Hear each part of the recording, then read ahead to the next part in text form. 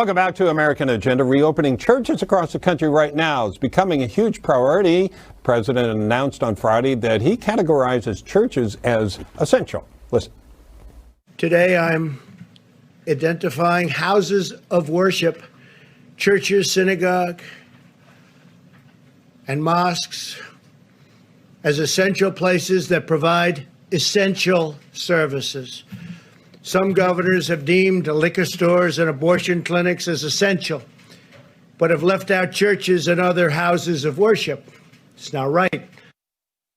Well, governors are, I guess you could say, tasked with deciding to reopen churches, but some states are still shut down. In New Jersey, dozens of pastors signed a message to the governor, Phil Murphy, asking him to deem them essential and threaten a lawsuit on constitutional grounds. What will the governors do following this message from the president? To weigh in, we welcome former Bush administration official and former New York Republican Party executive director. That's Tom Basile. Tom, I'm not a lawyer, so I don't want to get into all the legal implications of this, but there is an interesting political battle going on here. Well, sure. You know, the president is right about this. You can go and buy in some of these places. You can go and buy pot, and you can buy booze, and you can certainly go to Walmart. Right. But you can't go to church. And look, those things are not in the Bill of Rights. And so going and worshiping together, which is so fundamental to what makes this country great, it's why people came here, that the framers of the Constitution pointed this out in the Bill of Rights, that should have been one of the first things that we tried to accommodate as we started to reopen. But common sense has not prevailed.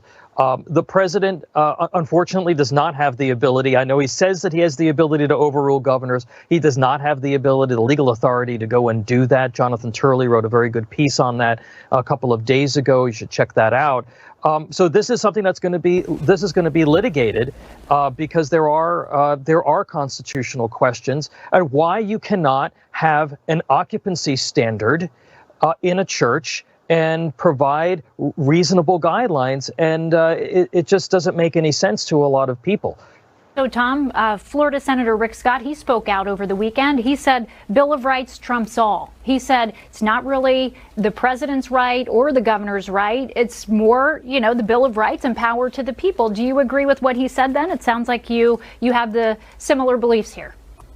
Yeah, absolutely. Look, there's no reason why you can't open a church that has an occupancy rate of 400 or 500 at 50% occupancy and skip every second or every third pew and put reasonable restrictions in place so that people can worship together. And I think that that's going to be the grounds of a lot of these court cases. But if you look at what a panel in the Ninth Circuit did out in California, they sided with Gavin Newsom, and that case is going to now go on. So we're going to start to see more and more of this as governors, particularly in these blue states, grapple with this. And again, it's worth on the political side, Bob, talking about the fact that secular humanists have a great deal of influence in today's modern day Democrat Party, unfortunately. And so, unfortunately, churches and houses of worship are not high up on some of these governors' scale in terms of their importance to people and people's lives. Yeah, well, I look forward to getting back to church. I think we targeted 4th of July.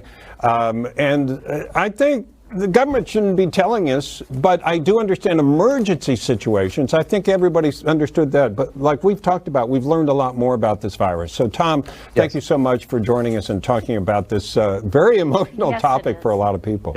Coming up, we'll have continuing coverage of the coronavirus crisis after this.